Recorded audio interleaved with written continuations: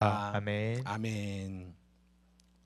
창세기 말씀을 우리가 쭉 지나오며 창조, 타락, 그리고 죄의 결과에 대해서 우리가 함께 쭉 나눴습니다. 세가족관 진도이기도 하고 성경이 말하는 구원 역사, 구속사에 대한 흐름이기도 합니다. 하나님을 하나님으로 영화롭게 하지 않고 감사하지 않고 각자 자기의 길로 가는 인간의 죄가 있었습니다. 있습니다. 그런데 성경은 그 죄를 드러내는 것에서 멈추지 않는 것을 봐요. 하나님이 죄를 죄라 알게 하시고 심판을 심판이라 알게 하시는 하나님의 역사가 있습니다. 하나님은 죄를 가볍게 여기지 않으신다. 죄를 짚고 넘어가신다. 공의라고 했습니다. 그러나 죄인을 버려두지 않으신다. 끝까지 책임지신다. 인애, 품어주는 인애의 사랑이라고 이야기를 했어요. 오늘 본문은요, 타락의 결과, 죄, 그것들의 다음으로 구원의 중심 가운데에서 죄 아래에 있는 사람을 하나님이 어떻게 구원하시는가에 대해서 이야기를 합니다. 오늘 어디 읽었어요? 고린도 후서. 바울이 고린도 교회에 보낸 두 번째 편지. 알죠? 알죠. 자, 고린도 교회, 바울이 복음을 전해 세워진 아주 사랑하는 교회였는데 그 교회에게 보낸 편지예요. 무슨 일이 있었어요? 바울 사도님 하면서 먼저 분파에 대해서 이야기를 해요. 고린도전서 1장에 나오는 내용입니다. 나는 아볼로에게, 나는 게바에게, 나는 그 사람한테 복음을 배웠어.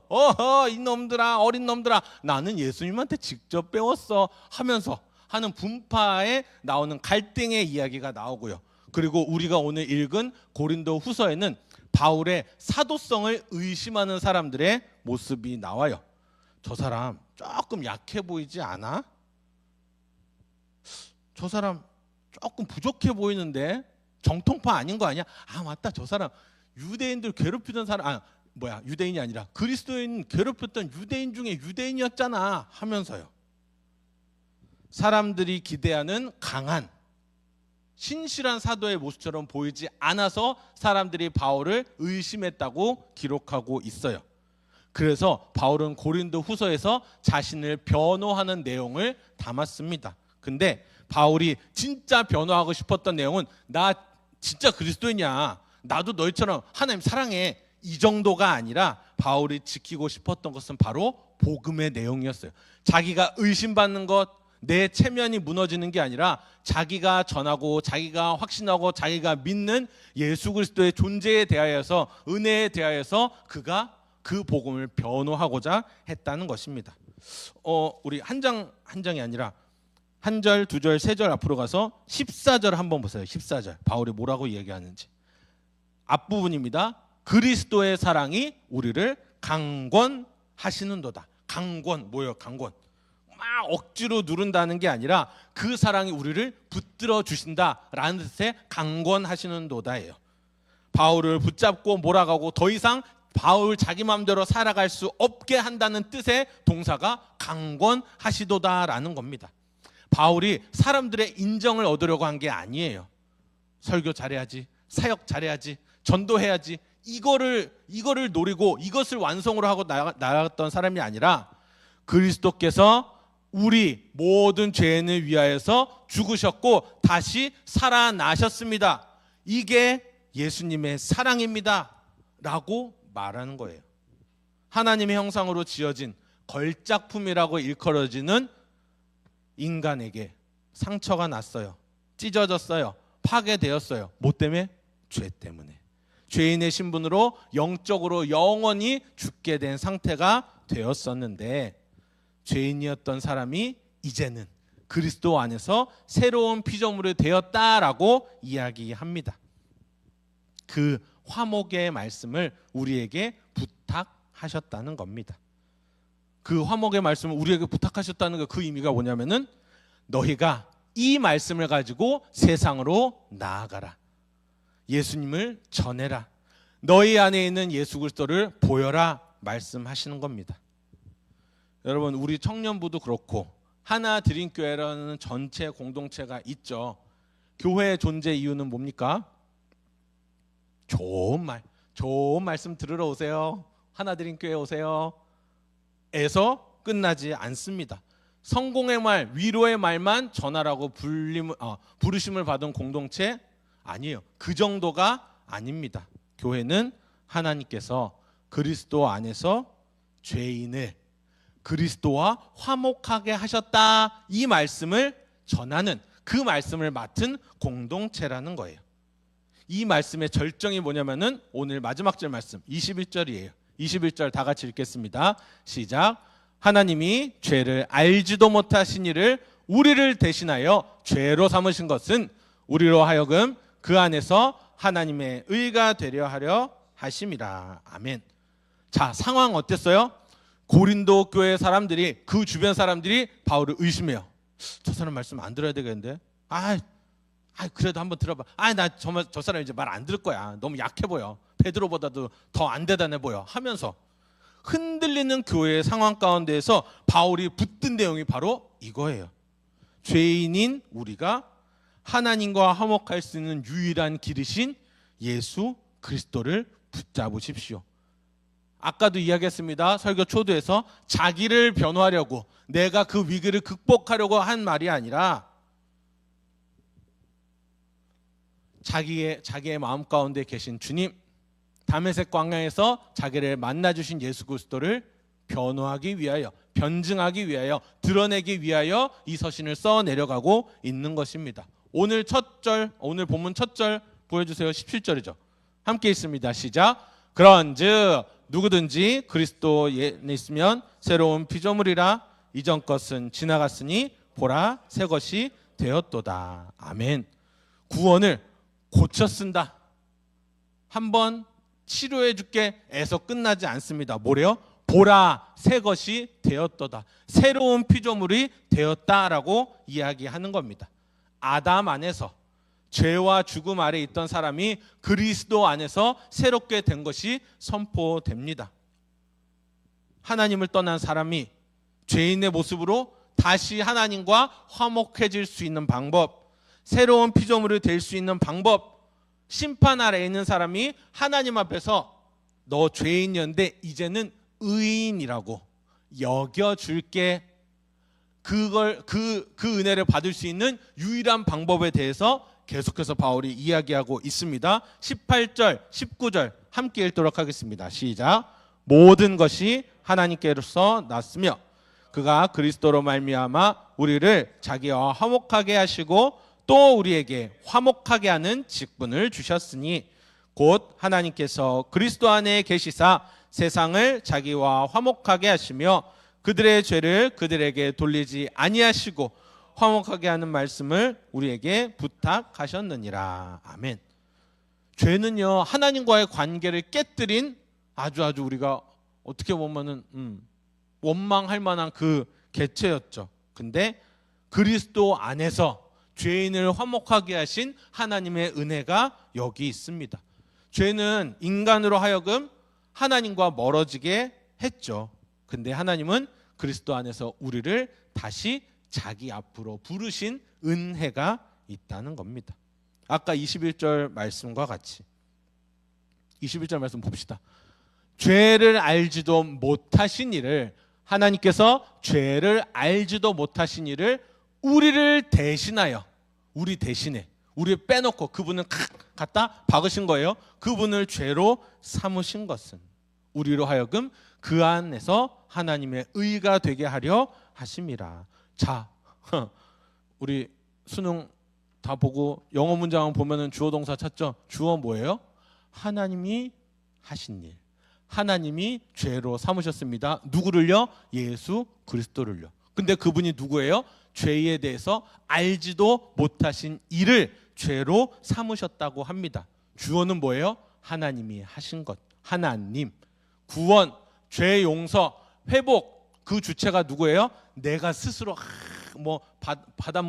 바닷물 더러워지면은 자정작용, 그래, 자정작용 되는 게 아니라 인간의 죄에 있어서는 스스로 내가 뉘우치고 잘못했습니다 회개하는 것보다 하나님이 그 죄의 용서를 일방적으로 해 주신다는 겁니다. 무슨 방법으로요? 아들을 내어주심으로.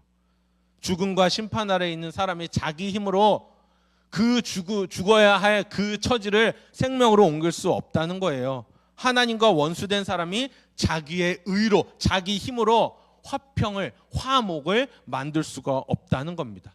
그래서 21절, 주어 되시는 하나님이 일하셨다는 거예요. 십자가에서 죄를 다루셨다는 거예요. 하나님이 그리스도 안에서 우리를 자기와 화목하게 하셨다라고 성경은 이야기하고 있는 겁니다.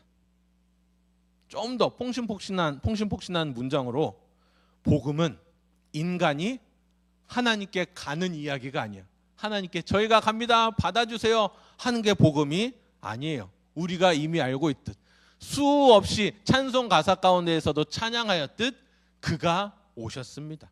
죄인을 구원하시기 위해 친히 찾아오신 그분의 역사가 우리의 삶을 바꾸어 놓았습니다. 우리의 신분을 바꾸어 놓으셨어요. 예수님을 표현한 표현이 있죠. 뭐예요? 죄를 알지도 못하신 분.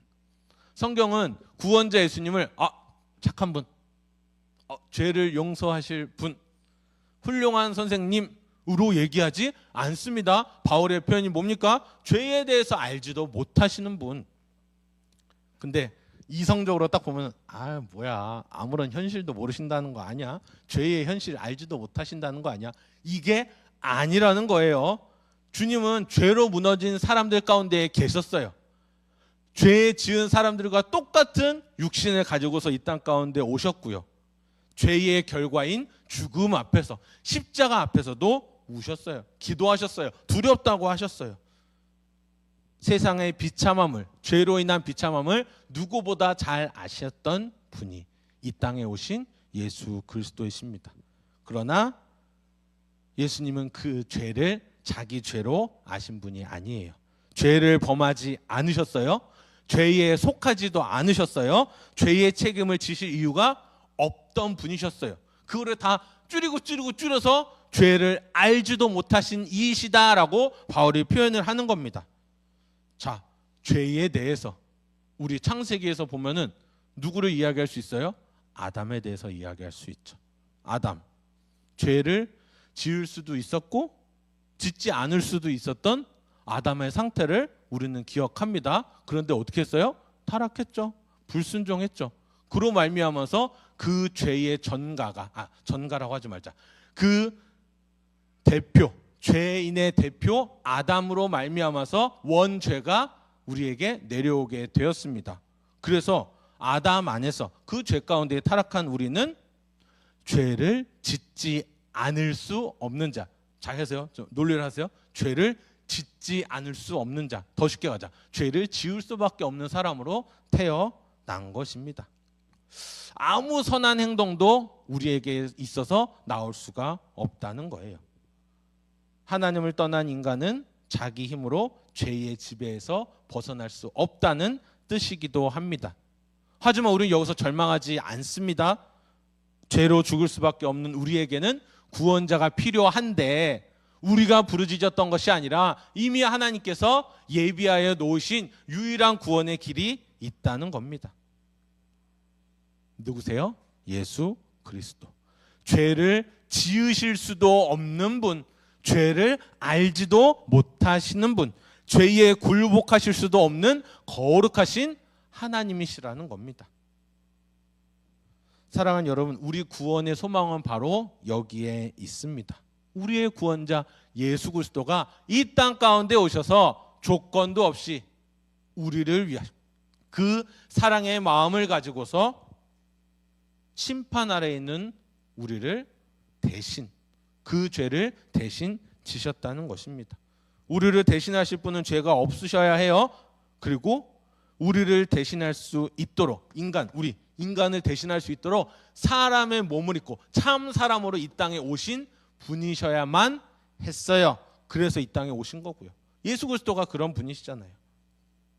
죄 없으신 참 사람, 거룩하신 하나님의 아들.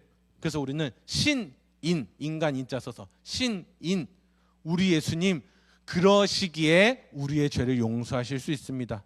우리의 모든 것들을 동정하실 수 있습니다. 근데 거기서 끝나는 것이 아니라 참 하나님이셔서 그 죄를 책임지시고 용서하실 수 있는 권세가 있으셔야 합니다. 십자가에 못 박히신 그 사건이 그걸 보여주고 있는 거예요. 우리가 받아야 할 심판을 그분이 대신 담당하셨다.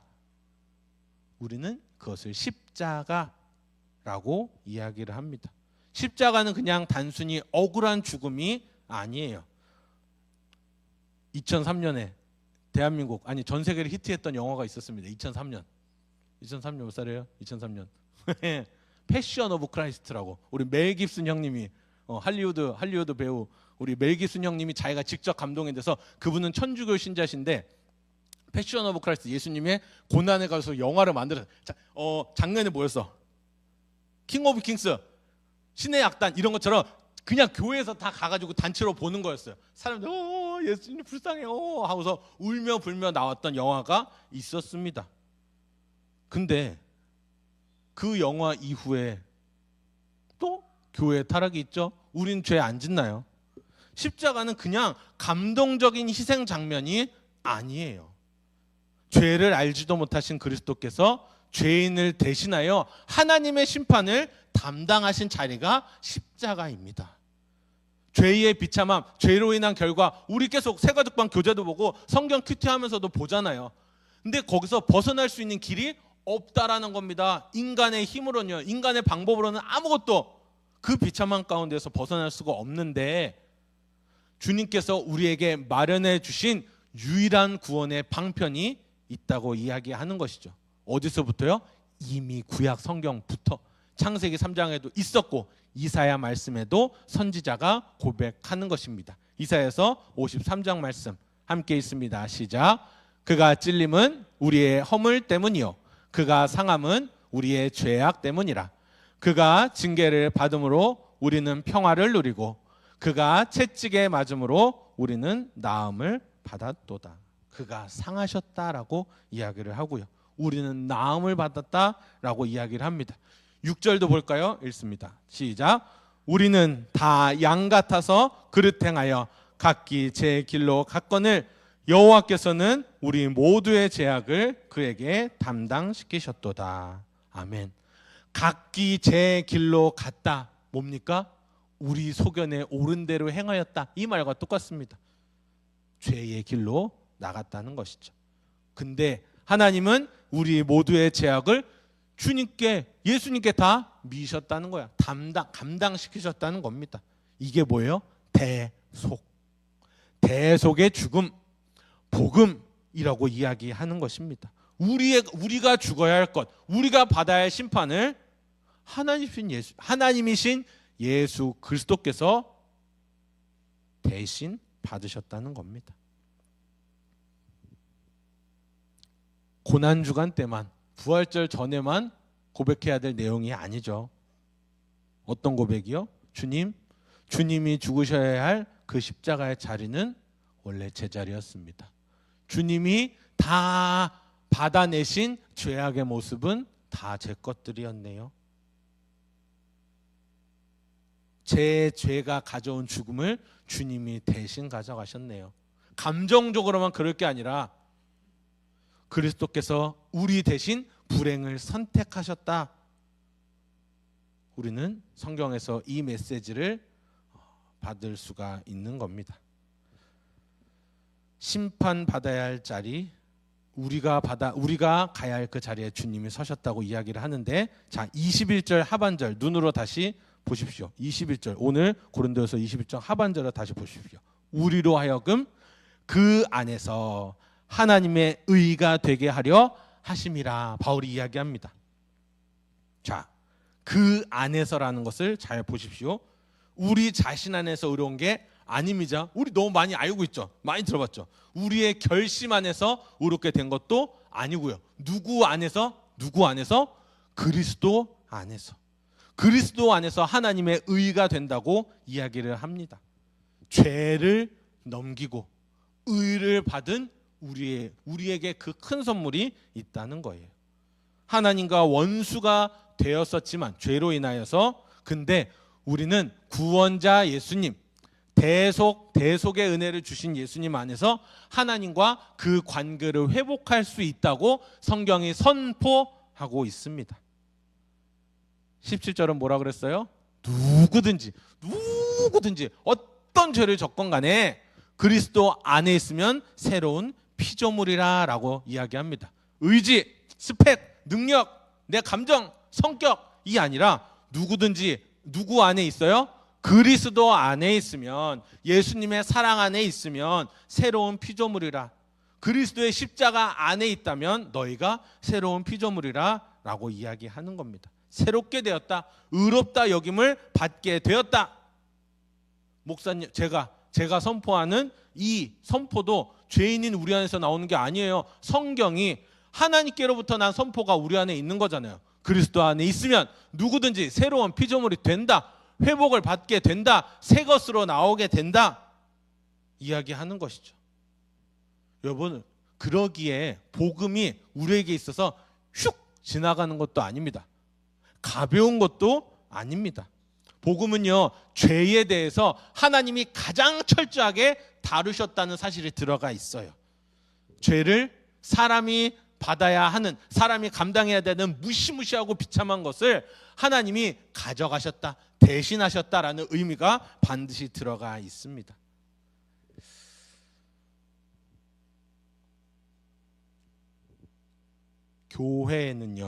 교회는 은혜 받은 사람들의 집합체이죠. 은혜로 부름받은 사람들의 공동체입니다.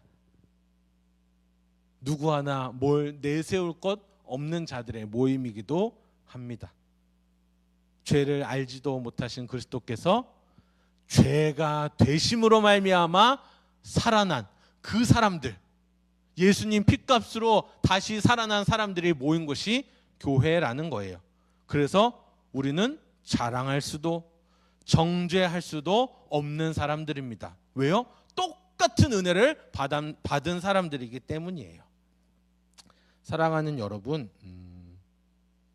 이번 한 주도 우리가 이 말씀을 듣고 예수님이 계시지, 나 그분으로 인해서 영원한 생명을 내가 약속받았어, 내 안에 예수님이 계시다는 거 내가 알지. 그러고서 오늘 우리 신나게 나눔하고 밥 먹고 집에 들어가서 자고 눈 딱 떴을 때 내일을 또 맞이할 때 우리는 또 죄악된 세상을 살아가는 던져진 사람들이 될 것입니다. 믿음의 싸움은 계속 될 거예요. 관계 가운데에서, 내 업무 가운데에서 계속 될 겁니다. 넘어지죠, 낙심하죠, 싸우죠. 하나님 앞에 나 설 자격도 없는 사람이야 라고 내가 자책할 수도 있을 것입니다. 그때 우리 자신을 보면 실망하지 않았으면 좋겠습니다. 자기 자신만을 바라보고 여러분 끝내지 마십시오. 감정으로 결론을 내리지 마십시오. 실패라는 그 마지막 말을 하지 않게끔 하십시오. 그리고 21절에 나오는 복음을 다시 붙드십시오. 하나님이 죄를 알지도 못하신 이를 우리를 대신하여 죄로 삼으신 것은 우리로 하여금 그 안에서, 그리스도 안에서 하나님의 의가 되게 하려 하심이라. 아멘.